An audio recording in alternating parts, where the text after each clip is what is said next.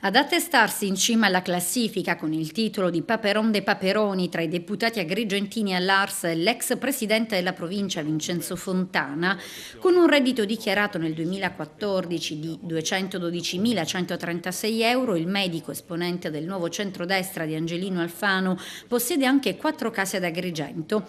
Al secondo posto della classifica degli agrigentini più ricchi a Sela d'Ercole c'è il sindaco di Porto Empedocle, Lillo Fieretto dell'UDC, dirigente di una multinazionale, dichiara un reddito di 149.906 euro e possiede 2 case. A seguire, con 116.000 euro, Michele Cimino, avvocato amministrativista di Voce Siciliana e proprietario di 5 case.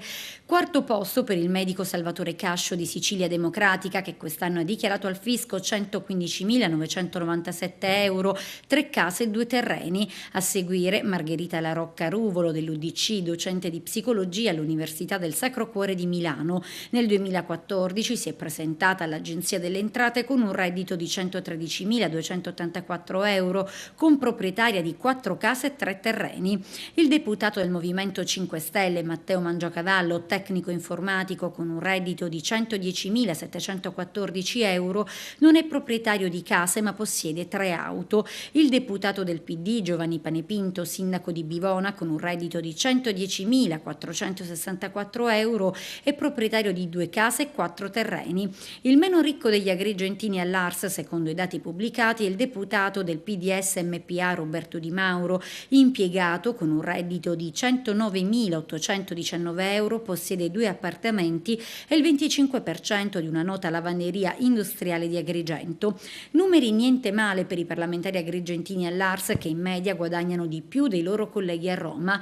A dirlo i redditi dei parlamentari pubblicati dalla Camera dei Deputati e dal Senato della Repubblica. Numeri secondo i quali il più ricco dei parlamentari agrigentini è il deputato del PD Giuseppe Lauricella, avvocato di Ravanusa, con un reddito di 176.319 euro e 7 immobili di proprietà. Al secondo posto della classifica dei redditi degli agrigentini in Parlamento il senatore del nuovo centrodestra Giuseppe Marinello, con un reddito di 138.375 euro ed una buona situazione patrimoniale. Al terzo posto il parlamentare del PD Angelo Capodicasa, politico di lungo corso, con un reddito dichiarato di 118.510 euro e 11 immobili di proprietà.